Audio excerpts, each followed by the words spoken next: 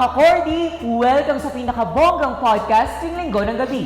Ako si AV, ang inyong PIA buddy mula Baguio City. At ako naman si Venus, ang inyong PIA sweetie mula Latri. Ito ang podcast na gawang Gen Z para sa Gen Z. Ang scared ka naman, Venus.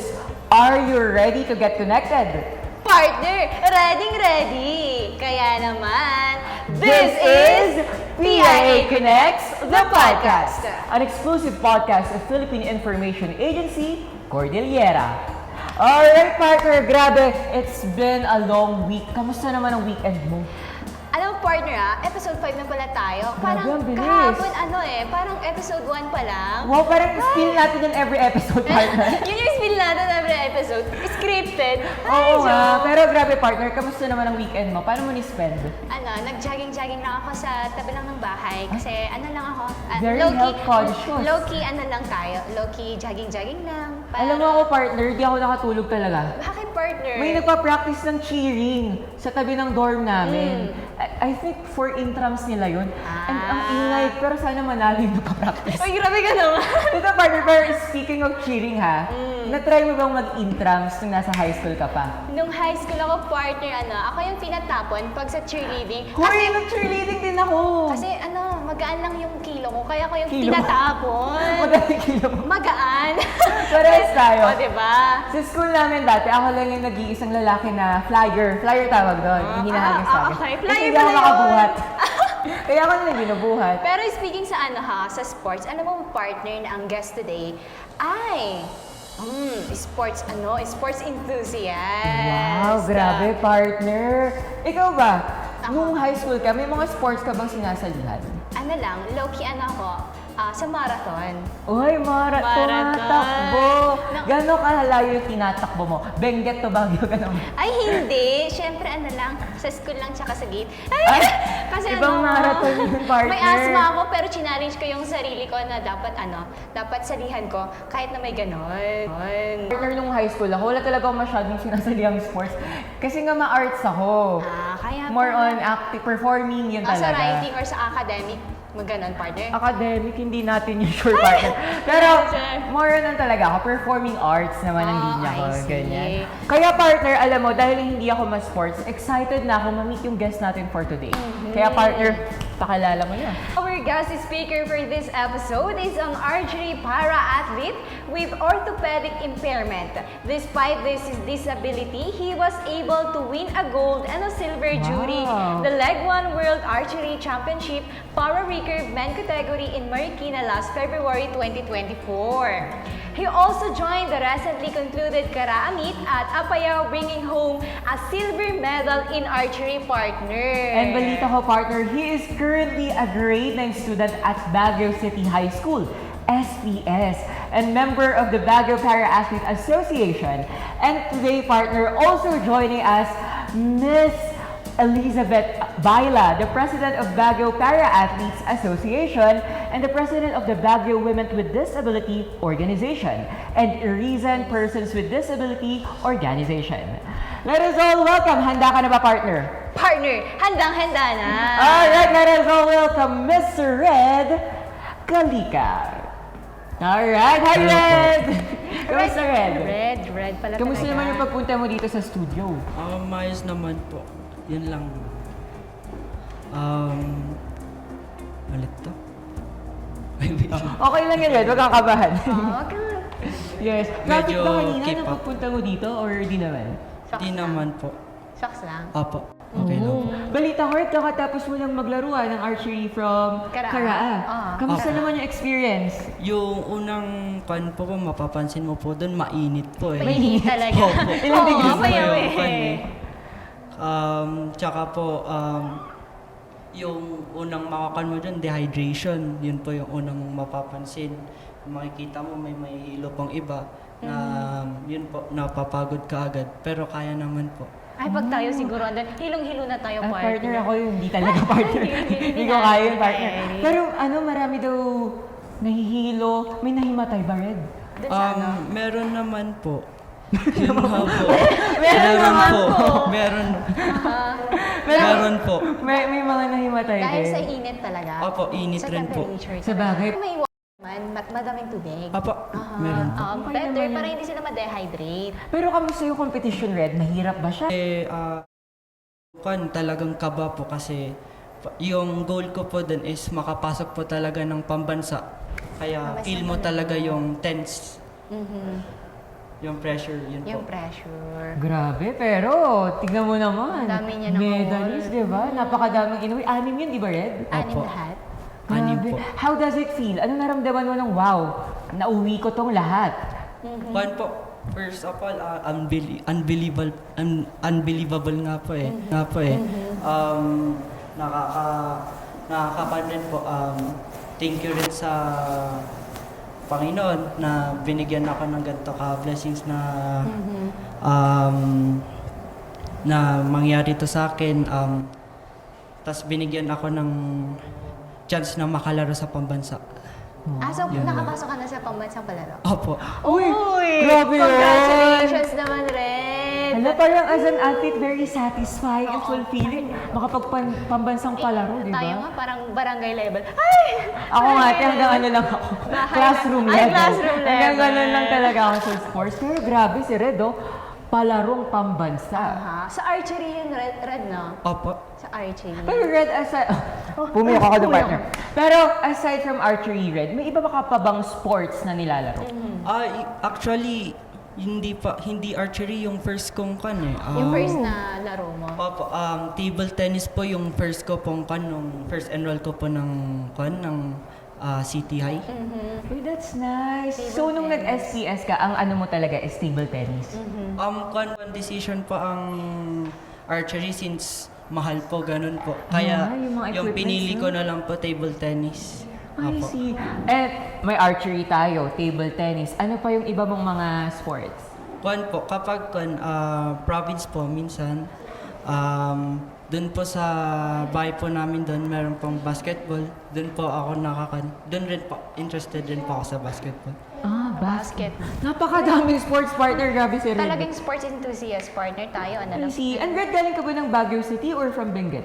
Baguio City po. City. Baguio City Wow. daw, Yan ang mga partner. pinagmamalaki ng Baguio City, partner. Ayan. And partner, tsaka Red, nabanggit kanina sa intro natin na merong hindi ko siya orthoped. mabanggit, partner. Orthopedic. Impairment. Si Pero, Red. Red, pwede mang tanungin kung kailan ka nagkaroon ng ganitong impairment? Pansin po kasi nung mga bata pa ako, mga 6 or 5 years old, na pansin po ng parents ko, ba't yung isa kong paa, hindi siya sumasabay sa growth ng isa. Kaya nag-alala po sila, tapos pumunta po kami sa orthopedic na magpa-x-ray. Pansin po nila may deformity sa paa ko na yung isa walang ball joint. Kaya yun, para mas maiksi po yung isa. I see. And growing up, Red, naging mahirap ba yun sa'yo or naka-adapt ka agad? First, actually, mahirap nga po kasi nilimit po ako sa takbo, ganun po. Kaya hininto ko po basketball, table tennis. Yun po yung mga hininto ko po. Kasi yung side effects niya po, after yung mga outdoor activities, sumasakit po. Kaya... Masakit siya after maglaro. After maglaro or talagang nafe-feel mo na sumasakit na before and ano? After po, After kasi maglaro.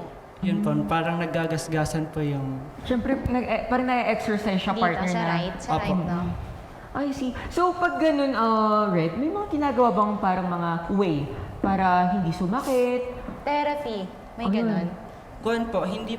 Hindi ko po masyadong kinakan po eh. Sinasabi sa mga parents ko yung nangyari since parang minor lang po siya masakit lang po. Yung ginagawa ko na lang po, nire-rest ko na lang po ng mga 3 to 5 days, tas okay na po ulit. Tapos laro ulit. Opo, ganun po. Yan, laro ulit. Pero nung nag-compete ka for Karaa, may times ba na sumakit siya rin?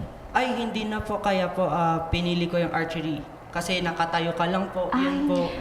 Hindi mo masyado magagamit Hindi po yung ginagamit. leg. Yung upper body na lang po yung ginagamit. Eto, Reda, may tanong ako. Sa tatlong sports na gusto mo dati, anong pinaka-top na gusto mo talaga doon? Sa ngayon po, yung nagustuhan ko na ngayon is archery na po Archery eh. talaga.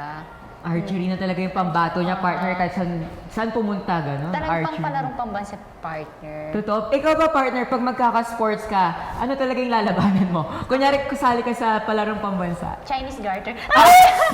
Chinese garter. Magaling ka man tumalon? Oo, syempre tumatalon-talon ako noon, pero small lang.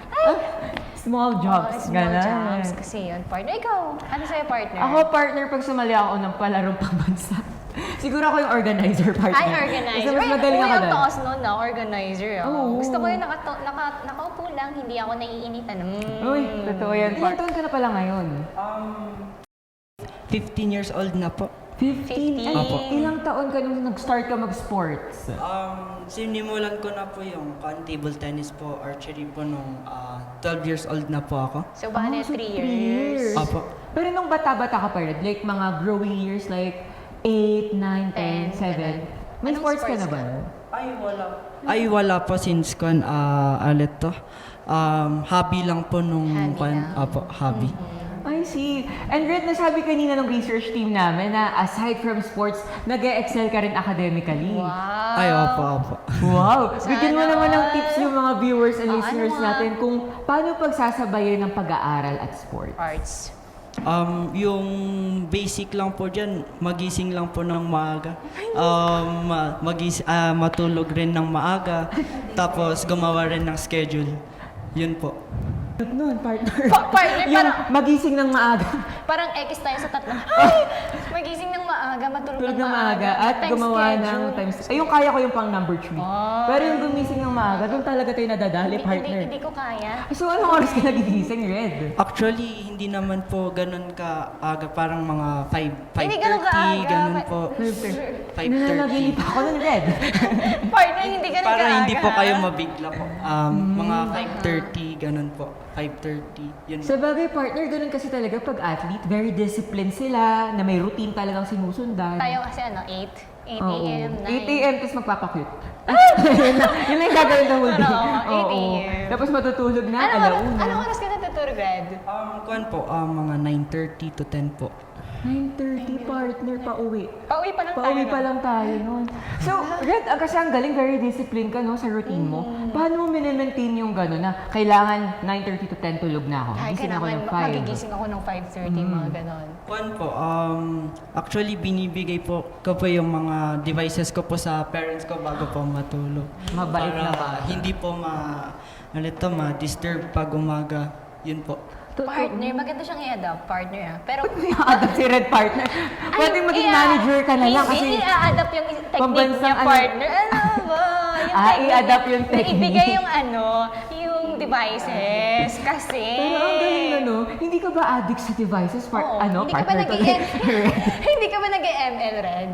Dati lang po, kuan lang po, tinanggal ko na po sa sa lifestyle ko po since kuan rin po sa archery, kuan ko po since sineryoso ko na po. So focus talaga no sa archery. In-install tayo. Hindi ko carry Oo. yun. Bakit pag nag-sports ka rin, kekerihin mo rin yan? Parang late na. Ay, I see. So, curious ako, Red, pagkagising mo, kasi di ba usually pagkabataan, pagkagising, TikTok, check Facebook, ng Messenger. notice, gano'n. Ikaw, Red, paano mo ini-spend ang a day in a life? Or morning, gano'n? morning routine. Since kuan Pare, yung morning mga, routine. mga common lang po, punta sa CR, maligo, kain, tapos punta na sa school. Ganun lang po. Very disciplined, partner. Very disciplined. Ay, sana sa mga nakakanood na youth dyan, gayahin natin si Red. Oo, tama. Grabing Very discipline. discipline sa paggamit ng mga devices. Kanina sinabi nga na mayroong orthopedic impairment, di ba? Ba't mo naisipan pa rin? Or ano yung nag-push sa'yo na, ay, gusto ko pa rin maging athletic, maging athlete, sumali sa mga sports, ganyan? Na kahit na may ganun ka. Nung kuan kasi table tennis po yung una ko pong kuan ng grade 7. Sinuggest po ako nung coach ko po ng table tennis na mag-archery po. Since naghanap po yung coach ko ngayon sa archery ng para-athlete po na bata, kagaya ko na ngayon, pwedeng maging kapalit po ng mga bago ngayon, ay ng mga mga former, ganun po. Yun po yung nagkuhan sa akin, since yung goal ko rin po mag-Philippine team. Ganda nun, Red And narinig ko, Red, na ikaw ang youngest sa para-athlete. Opo. Di na How sa does it Baguio. feel? Wala naman pong since buti nga po ako po yung unang nakita nila Sir Jan na yung coach ko po yun ng archery na buti nga po na maaga po nila akong nakita nung kaya ngayon naging successful na rin sa archery. Ang ganda nun, partner, kasi bata pa lang si Red, hinuhubog na siya, like minomold na para maging athlete for archery talaga. Advantage na yun, partner, kasi habang lumalaki siya, habang bata pa siya, madami na siyang achievement. Doon na siya Diba? nakakahasa. Tsaka nahasa na talaga. Naku, pag nasa 20s na siguro si Red. Ano na, nasa Ano international. na yan? God tier na yan sa archery, di ba?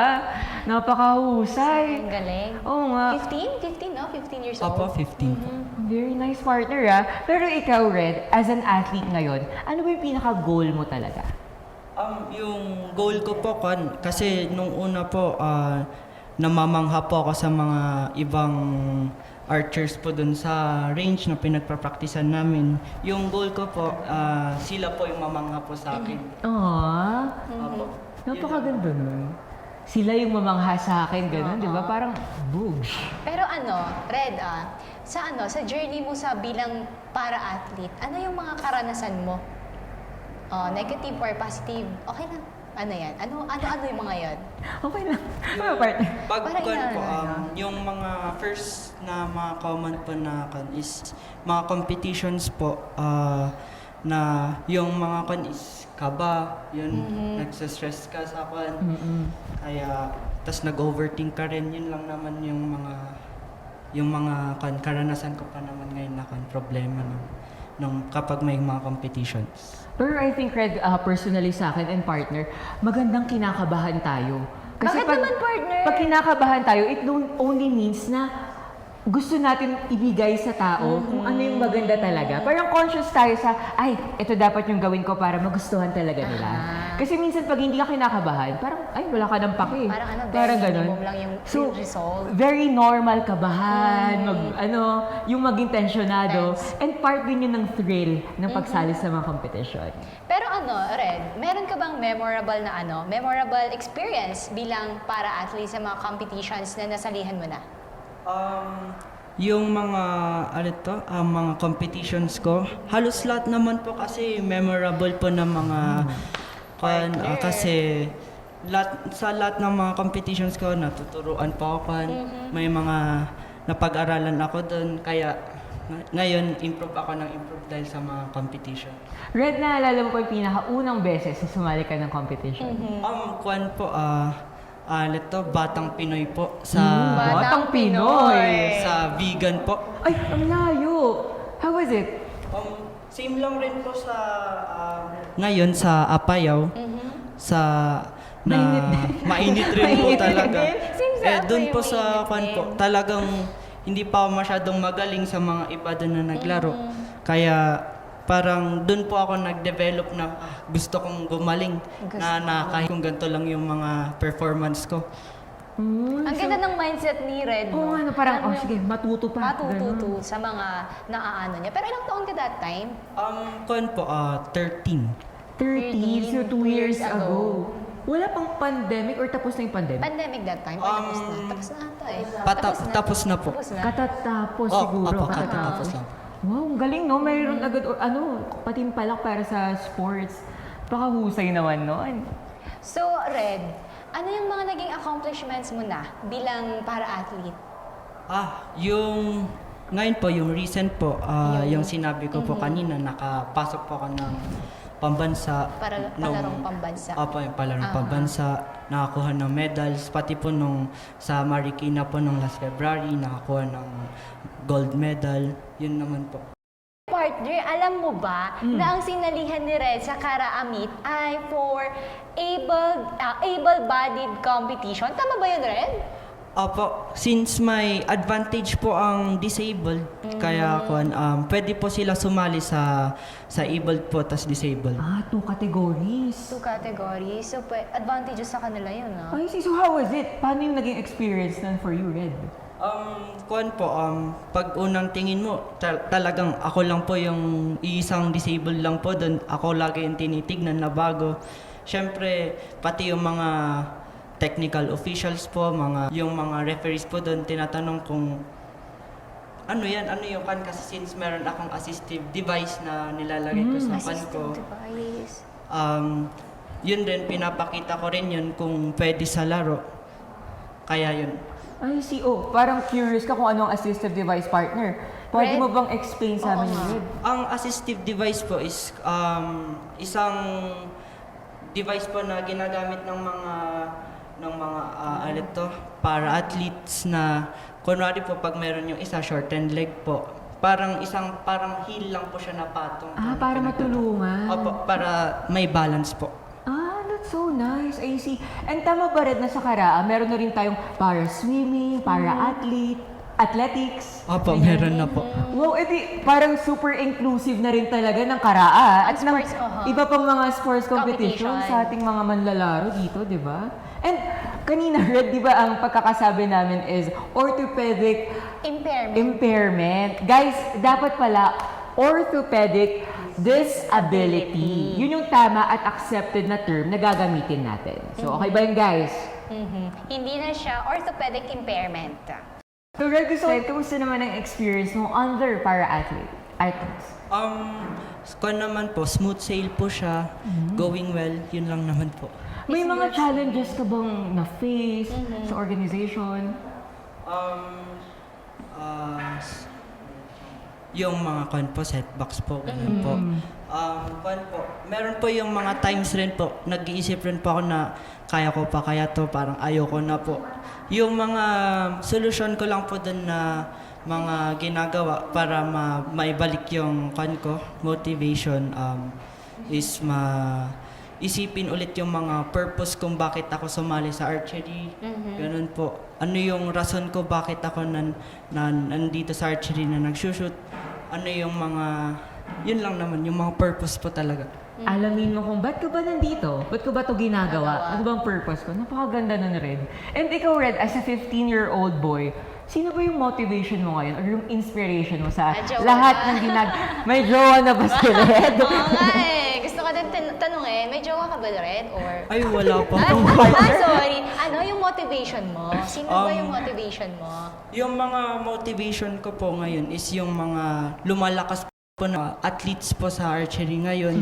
Parang sila po yung nilulook up ko po. Sila yung lagi kong mga kasama na laging nagte-training, nagtatanong rin ako ng mga tips. Kaya sila po yung habol ko po. Gusto kong sumabay sa kanila. Someday I will be like them. Mga ganon. Yan. And gusto ko malaman, Red, sino yung specific na, idol ko talaga to when it comes to archery? Meron po yung isa po, pwede po magpa-shoutout. Go, Red! Oh! Siyempre naman. Kaklase ko rin, isang partner rin sa archery, si Chas Maven Colas.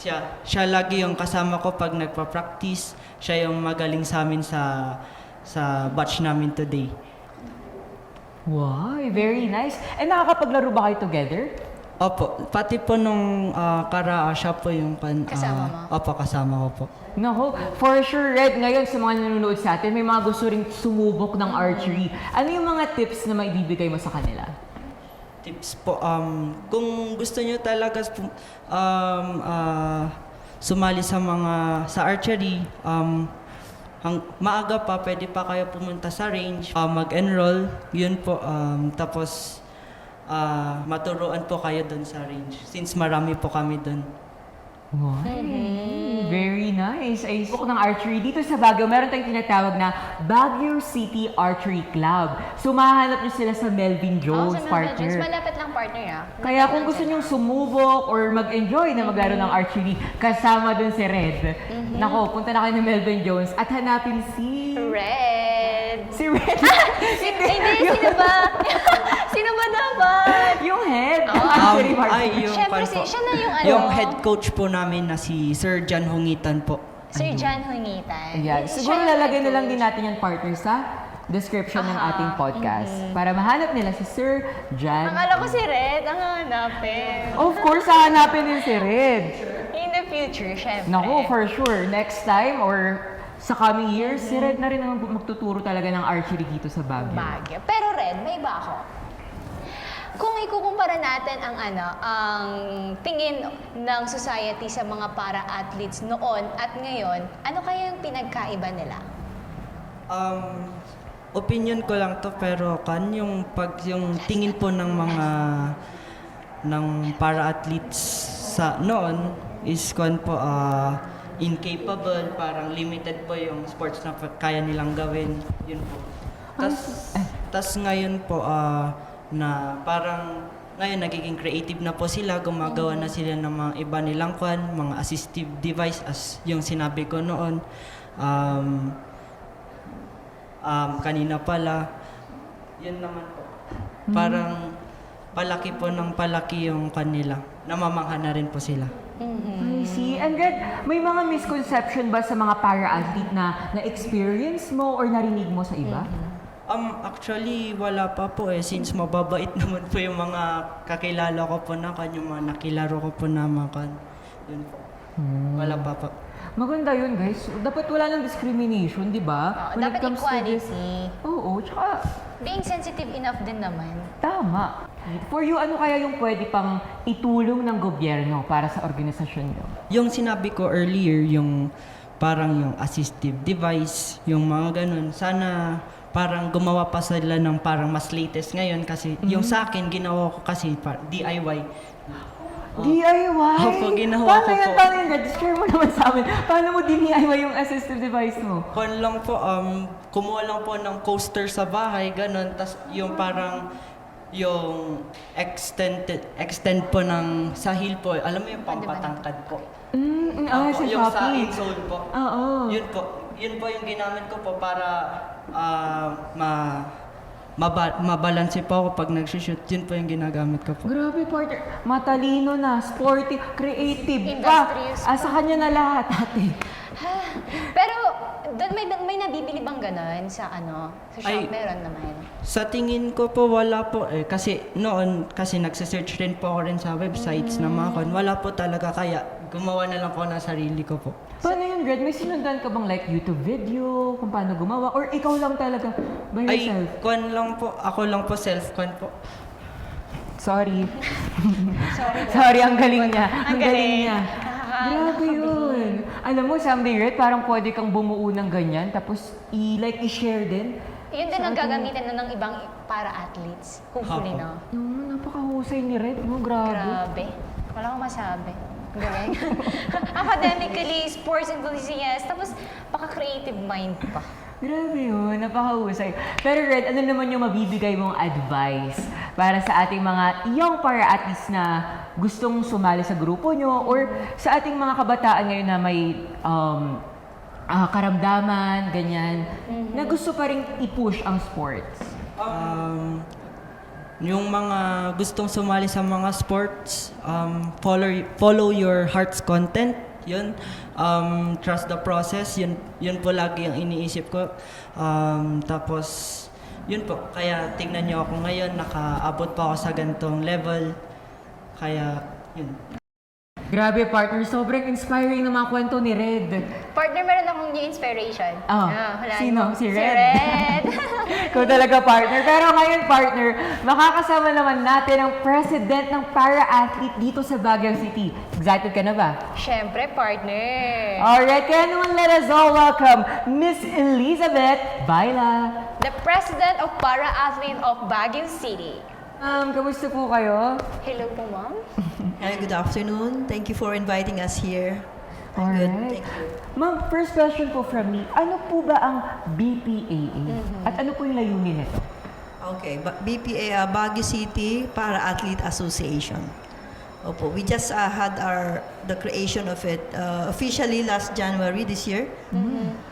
So, the reason is, kailangan po namin mag-create na. Although, sa mga kasama ko na athletes since 2019, sila Agustina, yan mga yan. It's really we are being an advocate of para-athlete na mapalago at mapalakas namin ang mga atleta ng Baguio. Although alam namin, nakikita namin na marami po, pero medyo hesitant sila dahil siguro number one, kulang sa budget. Sabihin, mahal yung ating mga equipments. So, last December, nagbigay ang Philippine Army Cooperative ng mga equipments amounting to almost 500,000, 420,000 to be exact. So may apat na pana with complete sets na po yun. May isang table tennis, set also of powerlifting, pang powerlifting na instrument. So, yan po.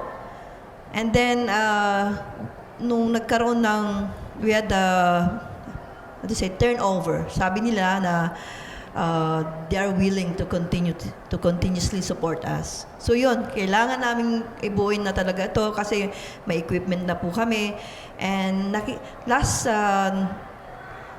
PNPG in Bulacan, nakita ko na konti pa kami na athlete ng Baguio na pinadala. At syempre, although medyo nag-excel tayo sa archery, pero sa other sports, medyo kulang pa. So, being the president of Irisan Person with Disabilities, sa akin mismo sa Irisan, we are doing competition every year. So, with my initiative, sabi ko, para mapalakas at marami ang mag-join na mga kasama na kaya pa naman. So, because of that, may mga competition kami every year. At yan ang gusto ko rin na maipaabot sa city para magkaroon tayo ng competition ng Baguio for all barangays. Alright. I see, ma'am. Ma'am, curious po ako, paano po yung pagpili natin ng members? Handpick po ba yun or everyone is like Open. free to join? Sa amin po, sa Baguio City Para Athlete, of course, as long as you have the ID, PWD ID. Pero syempre, meron naman tayong sports na pang local lang. Pero just like us, or sa mga orthopedic na disability, we are lucky enough na sa classification. Kasi before you can go to the international, you have to be classified several times. May mga measurement yan. So kung, for example, you're an amputee, automatic. Pero pag may mga discrepancy na mga less than 7 cm, ayun na po, yun na DQ na po sila. May kasama kaming isa na sabi niya, all my life, I'm a person with disability. Pero nung nandun na siya sa classification period, doon na siya na DQ. Pero makapaglaro ka pa rin ng national, but not international. Ayun Para po sa kaalaman ng nakararami, ano po ba ang pinaka-main goal or vision and mission po ng BPAA, and how far are we in reaching those goals na po, ma'am? Okay, we just have started early this year, pero marami na po kaming mga nakita na mga, of course, we already know about the classification, though may mga hindi, pero sa mga nakikita lang, alam namin na mga pasok na sila. So, yan po, we are inviting them to join us para mas marami kami na pupunta sa national and become a national athlete. So, yan po ang goal namin. Dumami ang magre-represent ng Baguio, not just to represent Baguio, but of course to represent the Philippines. And hanggang makaabot sa Paralympic. I see. Paralympic. Ma'am, meron din po ba tayong mga members from Benguet? Or Baguio lang? Or Baguio lang po? May mga, actually this is Baguio based only. Medyo siyempre strict tayo sa yan. Pero may mga taga-Benguet na may dalawang address, something like that, na basta meron silang maipakitang residence nila i Baguio. Of course, they are included. Pwede. Basta yung ID nila, Baguio. And ma'am, sa niyo po, meron din po bang katulad nito sa Benguet, ma'am, na grupo rin po for like para-athletes? Meron naman, pero sad to say, hindi sila masyadong supported ng government compared to us. I see. And Yeah. hopefully, sana po this following years ay mabigyan din ng suporta. Yeah, ang mga yeah. iba't ibang organization, hindi lamang sa Baguio City, kundi sa buong Pilipinas. Yes. And ma'am, curious lang po kami, ano-ano po ba yung mga programs na ino-offer po ng BPAA? Okay, maybe this summer, so we will have our tryouts para nga doon sa PNPG. Kasi hindi naman lahat pwedeng pumunta. So kailangan, in archery alone, we're glad that dumami na kami. May mga, just like Red, may mga bata-bata, mga 18, 19 years old, na mga bago. So, they will magkaroon din ng tryout para sa ganon, at least may top 3 or top 4 na pupunta into the Philippine National Para Games. Yun po ang number 1 na goal namin. Of course, in another thing is para kung maging kasama sila sa Philippine team. Being a Philippine team, meron kong kaming allowance from the government. Basta siyempre, you have to do your part as an athlete also na kailangan mo mag-training at you will be representing the country kung may mga upcoming outside tournaments. Ma'am, ito po question na po from me. Ano pong pakiramdam, ma'am, na maging president ng para-athletes? Nakaka-stress po ba siya in a way or very satisfying, fulfilling po? Of course, as long as you love what you are doing, at I'm a sports enthusiast also, so hindi po stressful. Kasi I've been in the sports since 2019 na kailangan natin, ang nasa isip ko lang po, who will do this kung hindi kami na, yan na, syempre, we're already in our golden years. So ano pa ang iiwan namin na legacy sa mga kabataan kung hindi na namin naumpisahan? We will want to start a program with the government and with our LGU para sa ganun, pag kami wala na sa sports or kami magre-retire, at least makita namin yung mga upcoming na mga para-athletes ay talagang they will benefit from it. Grabe, partner, nakakasarap lang sa puso na pati sa episode 3 natin, partner, na yung ating mga tito at tita, talagang nila-nurture nila yung mga kabataan natin. Kasi nga, sabi nga ni Rizal kasi, di ba, babalik ulit tayo Yun na naman tayo sa episode 3, partner. Kay Rizal, yan Nga. na. Kabataan ang pag-asa ng bayan. Kaya in-nurture natin sila at suportahan. Grabe. Ma'am, meron po ba tayong mga aabangan na activities for this year? Opo, since PNPG, maybe end of October or November, so kailangan namin mag-prepare for that. So tryouts will be this summer para walang reason na walang mag-a-assist. Siyempre, medyo mahirap din yun. Kailangan namin ang mga coach, mga technical officials tumulong para maipatupad yung aming tryouts. Oh, Yun po. very nice. And last question na lang po, ma'am. At po yung pwede nyo kayong message sa ating mga youth na gusto pong sumubok sa sport na may mga disability po, ma'am? Yeah, of course, I'm encouraging mga bata, kahit mga matatanda, kasi nga, especially sa archery, wala pong age limit. You can join archery, you can compete as long as you can. Basta kaya mo, yun po. So, pero mas lalo na sa mga bata na, kung kami nga, late kami na nakapag-start, so mga decade lang po siguro kami na makapaglaro. Pero pag kayo, just like Red, na 14 years old, 15 years old, marami siya na magagawa bilang isang athlete. Hindi lang po siguro at his young age, pero pwede niyang gawin, makatulong hanggang sa siya ay tumanda, makatulong sa mga susunod na mga kabataan. Ayan po. Oy, napakasarap sa pusong pakinggan yung mga message ni ma'am. Grabe yan. Talagang kailangan nating pagyamanin pa ang mga kabataan ngayon. Alright. Thank you so much, ma'am, sa pagpapaunlak po sa It's my aming pleasure. session. Thank you po. Thank you so much po. Alright, ngayon naman, partner, tawagin ulit natin ang ating first guest. Red, welcome back! Ang pagbabalik. Ang pagbabalik ni Red. Ayan. Alright, Red, before tayo magtapos sa episode na to, may mga gusto ka bang i-promote or i-shout out? Sa mga para-athletes po na mga gusto pong sumali na disabled na sali na po kayo. I encourage you. Mas lalo sa archery po, masaya po dito. marami po kayong makukuha medals. Tsaka po, may enjoy nyo po talaga. Yun po.